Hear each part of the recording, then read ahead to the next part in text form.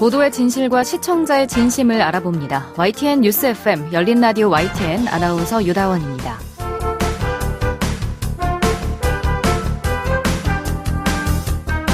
조국 전 법무부 장관은 지난 20일 허위 과장 보도나 유튜브 등을 제보받는 메일 계정을 새로 만들었습니다. 작년 하반기 엄청난 양의 허위 과장 추측 보도들 중 반론 보도 및 정정 보도를 적극적으로 청구하기 위해 만들었다고 하는데요. 또 지난 5월에 있었던 정의기억연대 오보 기사는 지난주 정정 또 삭제 행렬에 나섰습니다. 속보 전쟁 속 벌어지는 허위 과장 추측 보도. 살아남으려면 속도보다는 정확성이 관건인 것 같습니다. 오보부터 정정 보도, 반론 보도까지 오늘 미디어 비평에서 함께 확인해 보겠습니다. 7월 25일 토요일 순서 지금 바로 시작합니다.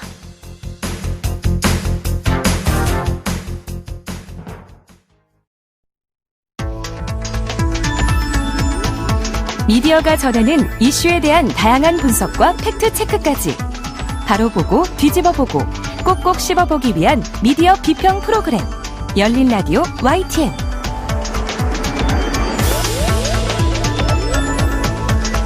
네, 미디어 비평 시간입니다. 조수진 국민대 겸임교수 나오셨습니다. 안녕하세요. 네, 안녕하세요. 네. 최근에 조국 전 장관이 SNS를 통해서 반론 정정 보도를 하겠다고 밝혔습니다. 정정 그리고 반론 보도에 대한 관심이 좀 많아지고 있죠. 네, SNS를 통해서 언론사를 대상으로 반론 보도 및 정정 보도를 적극 청구하고 기사 작성 기자 개인을 대상으로 손해배상을 청구하겠다라고 밝혔습니다. 네. 지난해 본인과 가족과 관련해서 엄청난 양의 허위 과장 추측 보도가 있었다고 말했는데요. 이 언론 중재 및 피해 구제 등에 관한 법률상 반론 보도 및 정정 보도를 그리고 법이 허용하는 신청 기간이 지난 기사에 대해서는 언론이 아닌 개인 유튜브 내용의 경우에는 민법상 손해배상 소송을 진행하겠다라고 밝혔습니다. 네, 이와 관련된 보도가 많았던 거죠? 네, 많았습니다. 기사 제목을 보면은요, 머니투데이는 조국 언론과의 전쟁 선포에 쏟아진 환호라는 제목이었고요. 뉴시스 7월 20자 조국 언론 반격 시작했다. 문제기사 찾아 조치할 것. 네. 또 한국경제 조국 문제 많은 기사 유튜브 댓글 법적 조치하겠다. 또 조선닷컴은 조국 언론 유튜버 댓글까지 포문 제보해달라 소송하겠다. 이렇게 따옴표를 붙여서 제목을 붙였습니다. 네. 이렇게 대부분의 언론들이요 이런 내용을 다뤘고요. 이런 내용이 보도되자 기사가 이렇게 갑자기 삭제되는 경우도 많았다고 하는데요. 지난 21일자 비카인즈 검색에서는 한 6만 1000여 건이 검색이 되더라고요. 네. 수정 삭제가 됐어도 지지자들이 이전 기사를 캡처해놨다 해서 메일로 보내주는 경우도 많아서 제보 계정을 아까 말씀하신 것처럼 따로 열기도 했다고 하는데 이번 일을 계기로 언론의 정정 보도 또 반론 보도 손해배상에 대한 진행 과정을 조금 지켜볼 수 있을 것 같습니다. 네. 그런데 이제 정정 보도와 반론 보도가 구체적으로 어떤 차이가 있는지 또 궁금해지는데 차이점이 뭔가요? 네. 언론에 의해서 피해를 입게 되면 피해자는 정정, 반론, 추후 보도, 손해배상으로 구제를 받을 수가 있습니다. 네. 정정 보도는 언론사가 허위 사실을 보도한 경우에 그 언론사 스스로 기사 내용이 잘못됐음을 정정해 줄 것을 요구하는 그런 권리인데요. 그러니까 이제 기사 내용이 사실과 다를 경우에 이를 바로잡는 거라고 생각하시면 됩니다. 네. 근데 이제 허위 사실이다 보니까 빨리 처리가 돼야 되잖아요. 요즘에는 그렇죠. 워낙에 이렇게 퍼가기도 하고 SNS에 나르기도 하고 이래서 그래서 언론중재위원회 거치지 않고 바로 법원에 제소할 수도 있습니다. 반론 보도는요, 언론 보도로 피해를 입은 사람이 언론 보도 내용에 대해서 자신의 반론을 게재해 줄 것을 요구하는 권리를 말하는데요. 기사 내용이 사실인지 허위인지 따지지 않고 청구인의 반박 주장을 담아달라는 청구. 그러니까 이제 반론 보도는 언론이 사실을 보도해도 이렇게 청구할 수 있는 권리입니다. 네. 그래서 반론 보도는 대신 이제 아까 그 정정 보도와 달리 반드시 언론중재위원회를 거쳐야 법원에 제소를 할 수가 있습니다. 또 하나 추후 보도 청구권이 있는데요. 최종적으로 검찰에서 무혐의 처분을 받거나 법원에서 무죄 판결을 받았을 때 보도 정정, 명예훼손에 대한 회복에 대해서 청구할 수 있는 권리인데요. 사실 쉽지 않죠. 네. 이게 이제 지난 다음에 힘 빠지고 이미 뭐 사람들 기억 속에 남아있고 이래서 잘 이루어지지는 않고 있고요.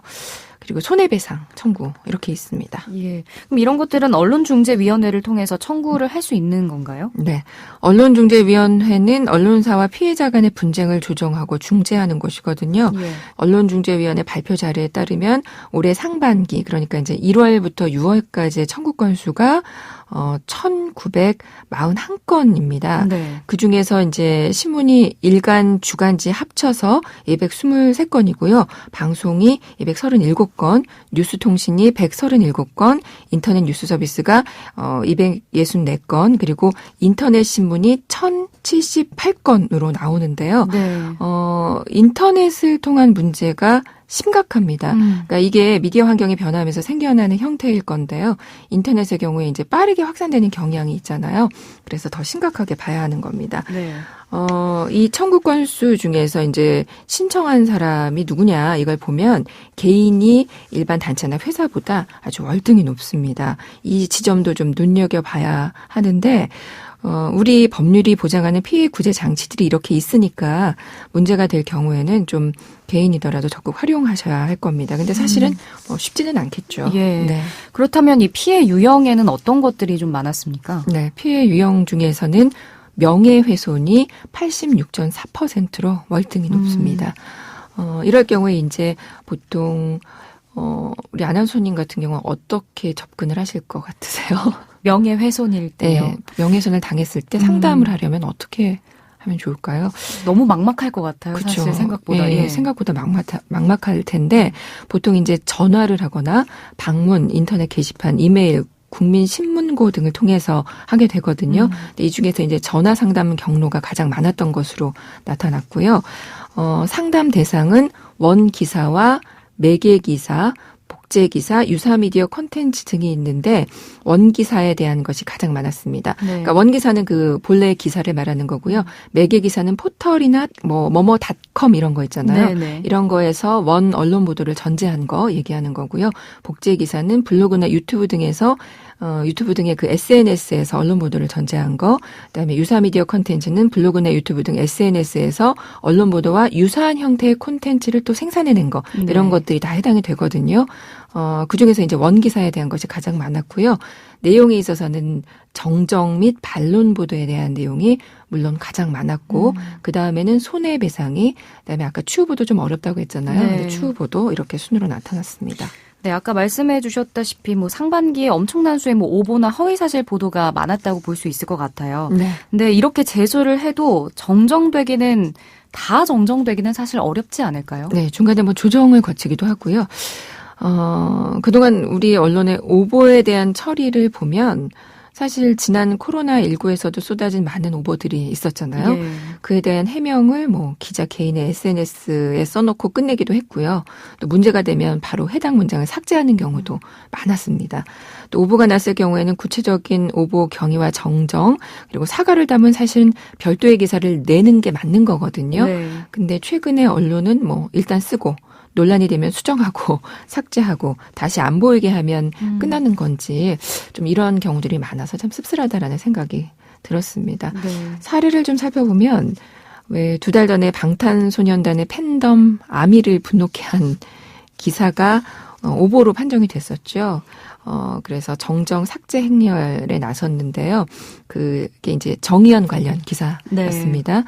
이 외에도 회계 투명성 논란 등 엄청난 기사가 당시에 쏟아졌던 거 아마 기억하실 겁니다. 그런데 최근 언론중재위원회로부터 8개 언론사 13개 기사들이 삭제나 정정 등의 조정 결정이 있었습니다.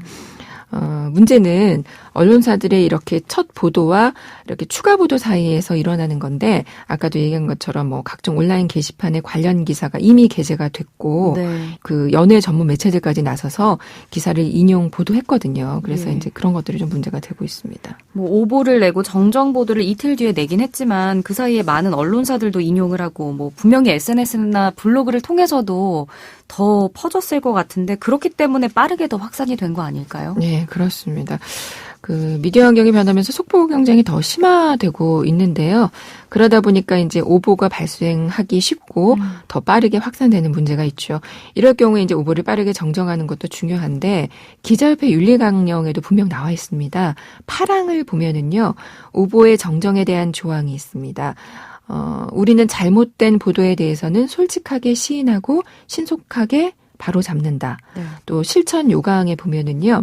두 번째 그 취재 및 보도 10번째 조항에서도 회원은 오보가 발생했을 때는 잘못을 솔직하게 시인, 가능한 빨리 이를 정정 보도한다라고 분명하게 명시가 되어 있는데요. 문제는 이제 기사는 눈에 띄는 면에 엄청 길게 다루잖아요. 네. 근데 이제 오보나 정정을 바로잡는 경우는 잘 보이지 않는 면에 아주 짧게 보도하는 경우가 그동안 많았었죠. 언론중재위원회 2018년 언론 관련 판결 분석 보고서에 따르면 그 법원이 인용한 정정 보도문의 그 본문 길이는 대부분의 언론사가 원고지 3매 이하로 정정 보도문 등을 작성하고 있는 것으로 조사가 됐습니다. 네. 그러니까 길게 여러 차례 나온 보도문에 이를지라도 그 정정 보도는 원고지 3매 이하로 짧게. 비교적 짧은 거죠. 그런 통계가 조사가 됐고요. 이번에 정청래 의원이 대표 발의한 언론중재법 개정안에 보면 또 이런 내용이 있습니다. 정정보도, 반론보도, 추후보도는 먼 보도의 지면 및 분량으로 게재하도록 한다라는 내용이 담겨져 있습니다. 네. 현재는 그 피해자와 정정보도 등의 내용 크기에 관해서 그러니까 피해자와 협의한다라고 현재는 그렇게 나와 있거든요. 네. 근데 이제 아예 이 개정안에는 처음부터 법으로 분량과 지면 위치를 결정하겠다는 것을 의미합니다. 그런 것들이 이제 지금 발의한 상태인데요. 사실은 이에 관해서 편집권 침해가 아니냐 이런 반대의 입장도 있어서 아마 논란이 좀 있을 것 같습니다. 네. 문제가 되고 있는 오보나 허위사실, 왜곡 이런 문제 이전에 언론이 정확한 사실 보도를 하기 위한 노력하는 게 더 중요하지 않을까 싶은데요. 네, 그렇습니다. 늘 이야기하지만 취재보도 준칙에 이미 다 정확성에 대한 거 제일 강조하는 거고요. 기자협회 차원에서뿐만 아니라 각 언론사마다 갖고 있는 취재 보도 준칙에도 다 명시가 돼 있습니다. 네. 그렇지만 이제 이렇게 정확성을 강조한다 해도 여러 가지 물리적인 상황에 의해서 피할 수 없는 경우의 오보도 있을 수 있잖아요. 그렇다면 이런 일이 발생했을 때 할 수 있는 게 이제 언론이 할 수 있는 게 정정 보도일 겁니다. 2000년부터 2009년까지 10년 동안 정정 보도를 분석한 한국 5대 종합일간지 오보 정정의 특성에 대한 논문이 있는데요. 이 연구에서 보면 정정 보도 유형, 내용, 기간 등을 조사했는데 오류 발생 원인, 정정 보도 게재 사유, 사과 대상, 사과 사유 등이 밝혀지지 않은 경우가 90% 이상이라고 나타났어요. 네. 그러니까 정정 보도에 대해서 언론사 태도가 전향적이지 않다라는 것들을 의미해주고 있고요. 이렇게 이제 오보가 계속되면 사실 언론의 신뢰도 하락과 관련이 되잖아요. 네. 우리나라 언론 신뢰도가 최하위라는 부끄러운 통계 계속해서 나오고 있는데요. 그런데 이제 정정 보도는 언론사로서는 오류를 인정하는 수치가 될 수 있지만 반대로 생각할 때 제대로 된 정정 보도는 언론사에 대한 신뢰를 높이는 수단이 될 수 있다라는 연구도 예전에 있었어요. 그래서 언론이 제대로 된 정정 보도의 태도가 필요하다는 겁니다. 최근에 그 박원순 시장 사망 사건을 보도하는 과정에서 언론의 보도가 심각하게 드러난 바 있었잖아요. 실종 수색 중에 사망 기사가 뜨고 빠르게 확산이 됐었는데 이와 관련해서 법조 전문 언론사 로통뉴스가 오보를 인정하고 머리 숙여 사과드린다라고 밝히기도 했습니다. 더욱더 신중한 보도가 이루어졌어야 했던 때에 속보 경쟁에 휩쓸려 경솔한 판단을 했다. 변명의 여지가 없는 저희 잘못이라며 이 보도는 사실관계가 명확하게 확인되기 전에 보도 결정을 내린 편집장의 잘못이 가장 크다. 또 사실 이렇게 얘기하기 쉽지 않거든요. 예.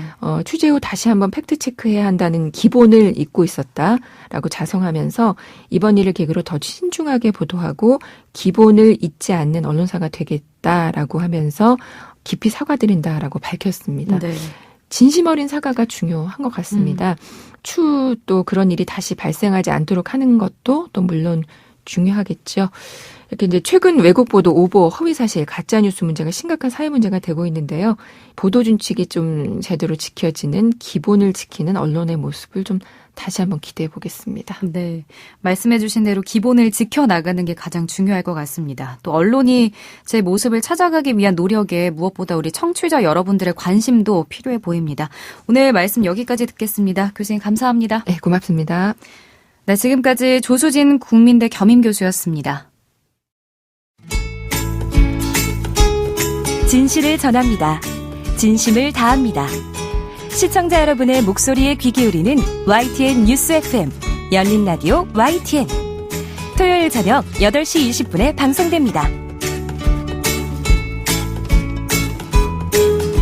네, 한 주간 YTN 라디오에서 방송된 프로그램들을 모니터링하고 평가해보는 시간입니다. 오늘은 박은하 시청자 평가원 나오셨습니다. 안녕하세요. 네, 안녕하세요. 네, 이번 주에는 어떤 프로그램 모니터링 하셨나요? 네, 이번 주는 이제 YTN 라디오 대표 경제 전문 프로그램이죠. 오후 3시 10분부터 4시까지 알찬 경제 정보와 시사들을 전해주는 YTN 라디오 생생경제에 대해서 살펴보았습니다. 네, 먼저 어떤 점부터 이야기를 해주실까요? 네, 먼저 7월 13일 월요일에 진행되었던 생생 초대석에 대해 말씀드리고 싶습니다.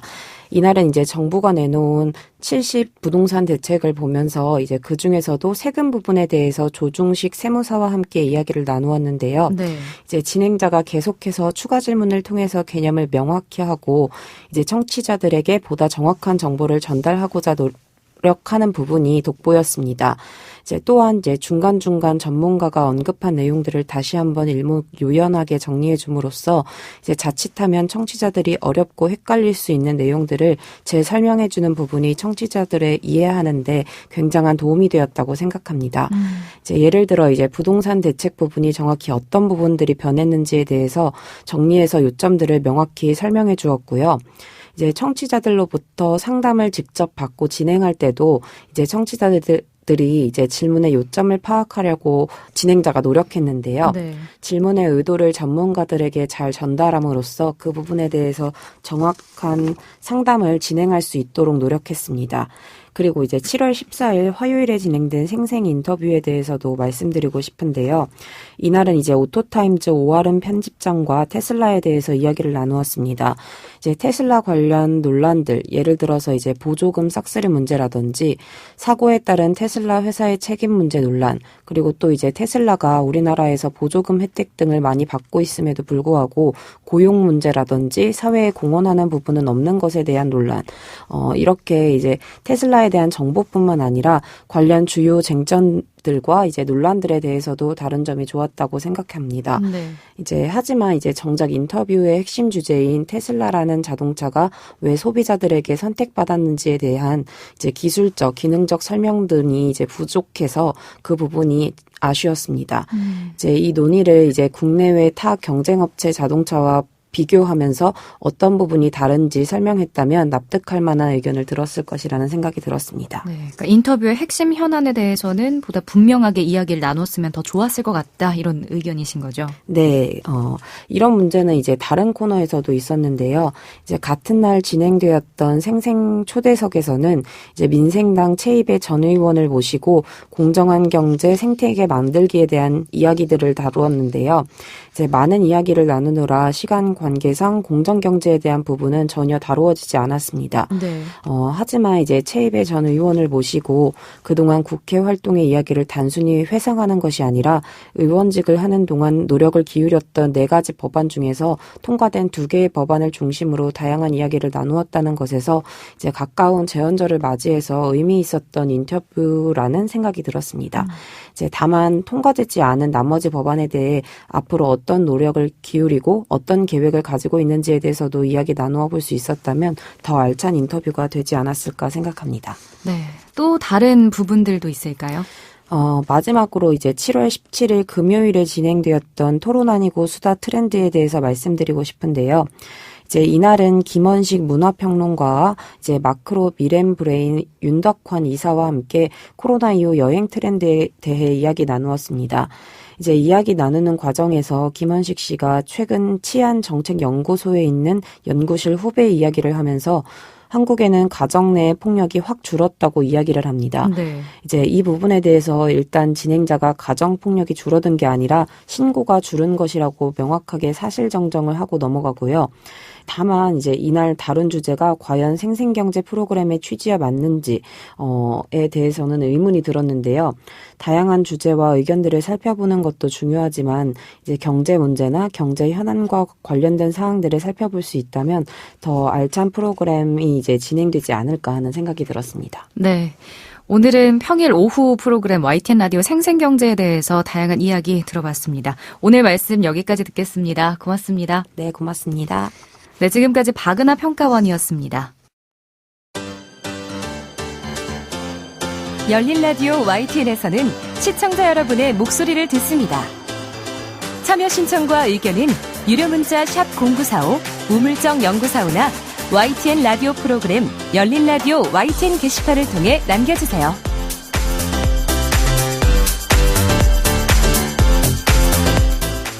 (2008년 1월) (2008년 12월) (2020년 4월) 이천에서 화재 사고가 일어났습니다.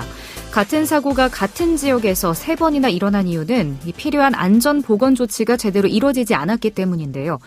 열린 라디오 YTN에서 산재 예방과 일터에서의 안전을 위해 마련한 코너죠. 안전은 권리입니다. 오늘은 대법원 양형위원회에서 추진 중인 산업안전보건법 양형기준 강화에 대해서 알아보겠습니다. 강원대 법학전문대학원 전영배 교수 전화 연결돼 있습니다. 교수님 안녕하십니까? 예, 안녕하세요. 조영배입니다. 예, 지난 4월 이천 물류창고 화재 사고가 있었는데요. 같은 지역에서 같은 사고가 3번이나 일어난 겁니다. 올해 4월 사고의 경우에는 고용노동부에서 현장에 대해 수차례 화재 위험성을 경고했고 개선을 요구했던 것으로 알려졌는데요. 그러다가 공사를 강행했고 사고가 일어난 거죠? 예, 맞습니다. 올해 4월에 일어난 이천 물류창고 화재 사고 같은 경우에 1년 전에 공사를 진행할 때 유해 위험 방지 계획서라는 걸 제출합니다. 네. 이 유해 위험 방지 계획서라는 게 뭐냐면 건설 공사를 시작하기 전에 이런저런 위험이 공사장에 있으니까 이렇게 저렇게 안전 방지 대책을 만들겠다 해서 만든 안전 계획서 같은 겁니다. 네.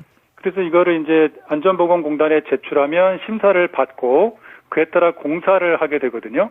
네. 그런데 이번에 문제가 된 이 사업장 같은 경우에는 안전보건공단에서 서류 심사 2차례 그리고 현장 확인 4차례를 하면서 문제점을 지적을 했고 그래서 지적된 문제점을 고치는 걸 조건으로 공사를 진행을 했는데 예. 문제는 이게 제대로 이행이 되지 않으면서 결국 화재가 발생을 한 거죠. 예. 그러니까 조건부 적정 진단을 받았다는 거는 어쨌든 완전하다는 게 아닌 건데 이런데도 공사가 계속 진행이 될 수가 있었던 건가요?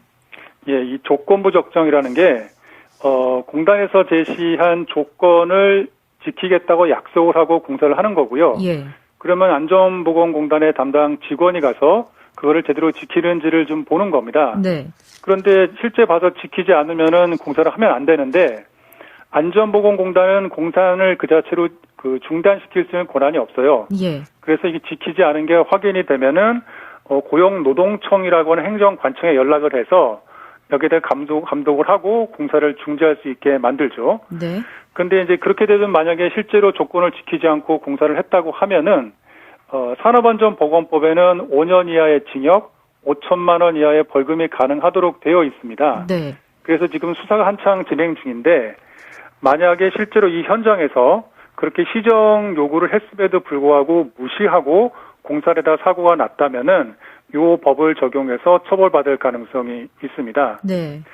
근데 더 문제라는 게 지금 이미 많이 알려진 것처럼 유해위험 방지 계획서라는 게 공사하기 전에 이렇게 안전을 지키겠다고 약속을 하고 계획을 하는 것인데 이런 것들을 만들려면은 실제 공사라는 업체에서 직접 작성도 하고 직접 이걸 지켜야 되는데 문제는 이런 유해위험 방지 계획서 같은 약속을 만드는 문서들을 따로 만들어주는 업체가 있어요. 아, 네네. 네, 내용이 좀 굉장히 전문적이다 보니까 이걸 건설업체가 직접 만드는 게 아니고 이걸 전문적으로 만들어주는 업체에다 의뢰를 하고 거기서 받아온 계획서를 안전보건공단에 내는 거죠. 네.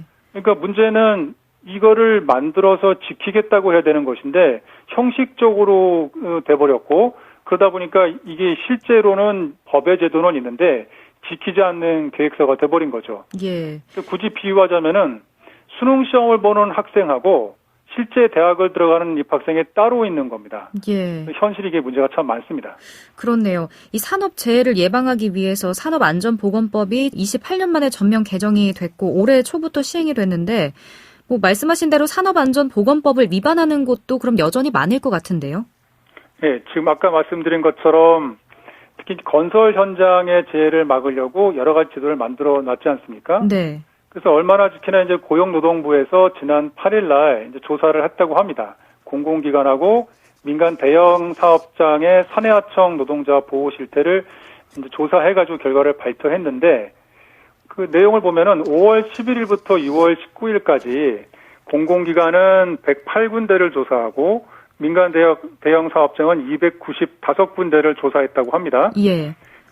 그런데 보니까 사업장 1,187곳 가운데 401군데에서 2,405건의 위반 사례가 있다 그래요. 네네. 그러니까 이미 법도 만들어지고 감독도 하는데 이렇게 일제 조사를 해보면은 규정을 지키자는 게 엄청나게 많은 거죠. 예. 지금 세 곳 중에 한 곳이 이 산업안전보건법을 지키지 않고 있다고 말씀을 해주셨잖아요. 이렇게 지키지 않는 업체에 대한 처벌은 현재 어떻게 됩니까?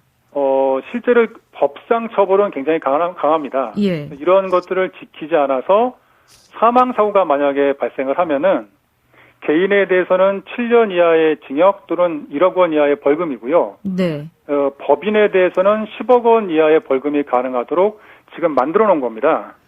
그런데 개정되기 법에서는 기업과 개인이 똑같이 1억 원 이하의 벌금, 7년 이하의 징역 이렇게 돼 있었거든요. 네. 그런데 어쨌든 사업장의 법인이 좀 더 사업장에 대해 관심을 갖고서 규정을 지켜야 된다 이래서 법인에 대한 벌금이 이번 법 개정으로 10억 원으로 올라갔죠. 종전 규정만 해도 법인에 대한 벌금이 1억 원인데 예. 실제 판결을 선고해서 나온 벌금형의 평균 금액이 400만 원이라는 게 문제가 많습니다. 1억 원에는 훨씬 미치지 못하는 벌금인 거네요. 그렇죠. 예. 예.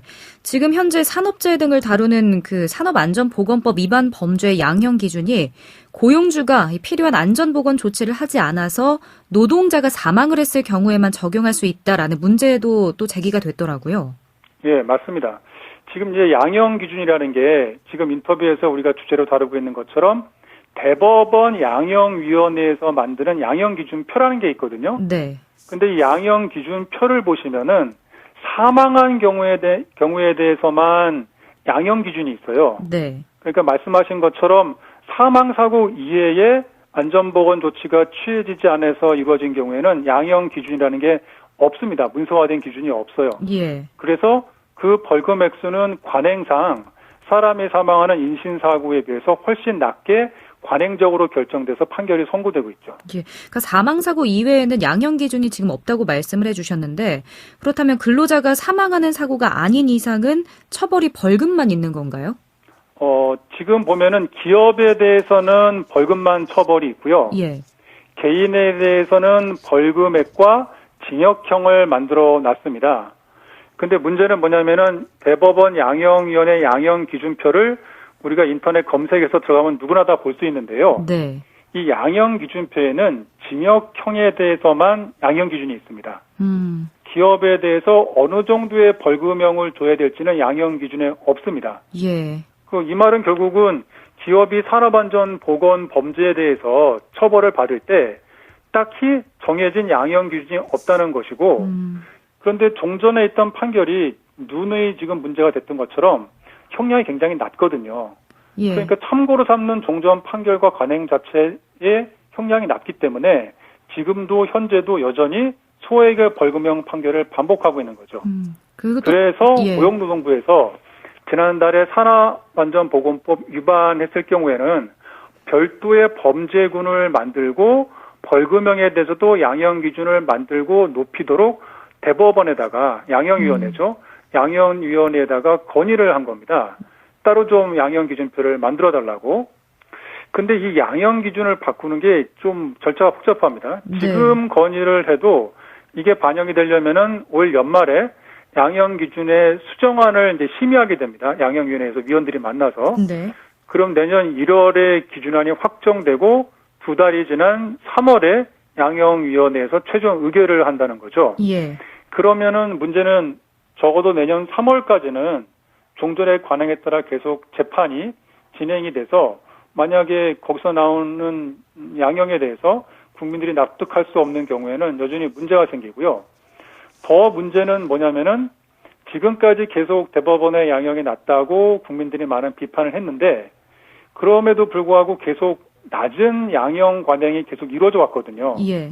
그러면은 내년 3월 이후에 나올 양형 기준표에 과연 피해자나 국민이 납득할 수 있는 양형 기준을 대법원 양형위원회가 제시할 거냐? 이것도 사실 미지수입니다. 네. 그리고 더 문제는 최근에 일어나는 그 산안 사망 사고를 보면은 원하청 관계에서 하청 노동자가 사망한 사건이 분명 기업 범죄인데도 불구하고 기업은 무죄 판결을 받는 겁니다. 해당 사건에서. 네. 그리고 안전보건 업무를 담당했던 노동자만 처벌하는 판례가 선고되고 있거든요. 예. 그러니까 정확한 기준이나 벌금형이 좀 정해져야겠다라는 생각이 드는데 양형 기준을 수정을 하고 양형위원회에서 그럼 최종 의결을 하게 되면 국회를 거치지 않고 바로 시행이 되는 건가요? 예, 이 양형위원회가 독립된 기관입니다. 네. 그래서 거기 위원장분이나 위원분들 대부분이 외부에서 선임된 분들이 모여서 양형 기준을 독자적으로 마련을 하거든요. 그럼 이 양형 기준을 전국의 법원에 이제 배포를 합니다. 네. 그래서 재판할 때 참작하라고 얘기하는데 여기에 좀 문제가 뭐냐면 양형 기준은 재판을 담당하는 법관을 바로 구속하지 않아요. 그냥 참작해서 형을 정하라고 돼 있기 때문에 해당 법관이 이 재판을 하면서 양형 기준을 좀 따르지 않고 종정 관행대로 재판을 할 경우에는 좀 문제가 있는 부분이 있죠. 예, 알겠습니다.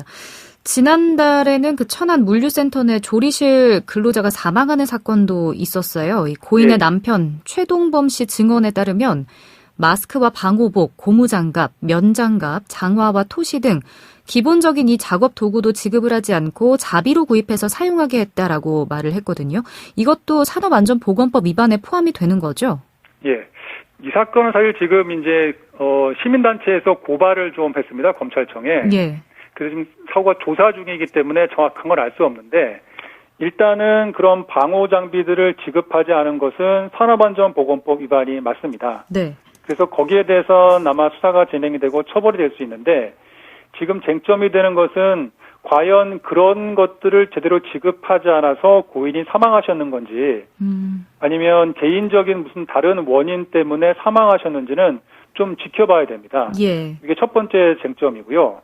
이게 고용 구조를 보면은 실제 물류센터를 운영하는 업체가 있고요. 그리고 물류센터 내 식당을 위탁받은 업체가 있습니다. 네. 그리고 고인이 되신 분은 소속이 또 위탁받은 업체가 아니라 파견하는 업체가 또 따로 있습니다. 예. 그러니까 업체가 세 군데가 있는 거죠. 그래서 이 세 군데 회사 중에 누가 일차적인 책임을 질 것이냐 이것에 대한 것도 쟁점인데 일단 법상으로는 식당을 위탁받아서 직접 운영하는 업체가 가장 유력한 책임자로 보입니다. 예. 그런데 문제는 이제 실제로는 이 고용관계뿐만 아니라 실제로 어떤 방식으로 사망하신 분을 누가 실제로 지휘 감독했는지를 잘 따져야만 예. 결국은 유력한 책임자가 누구인가 알 수 있는데 일단 법상으로 보면은 위탁해서 받은 식당을 직접 운영한 업체가 가장 유력한 것으로 보입니다. 예. 이 사건도 조금 더 지켜봐야 할 것 같습니다. 지난 화요일 용인 물류센터에서도 화재 사고가 발생했는데요. 사고의 장소만 옮겨졌을 뿐 이천 물류센터 화재와 닮은 꼴이라는 지적도 나오고 있습니다. 노동자의 안전을 위해서 하루빨리 산업안전보건법의 양형 기준이 수정이 됐으면 좋겠습니다. 교수님 오늘 말씀 여기까지 듣겠습니다. 고맙습니다. 예, 감사합니다. 네, 지금까지 강원대 법학전문대학원 전영배 교수였습니다.